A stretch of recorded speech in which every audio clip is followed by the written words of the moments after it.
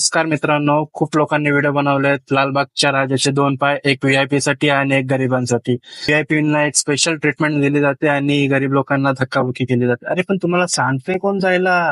तुमची श्रद्धा असेल तर तुम्ही जावा, नसेल तर नका जाऊ. घरच्या बाप्पांचं दर्शन घ्या. बाप्पा बाप्पा आहेत, बाप्पा एकच आहेत, त्यांच्या फक्त मूर्ती आहेत. जाताय तर तुम्ही तुमची काळजी घ्या. आणि 95% लोकांना माहित नाही तिथं लालबागचा राजा का बसतो, कशासाठी बसतो, कधी बसलाय, काहीही तुम्हाला माहित नाही.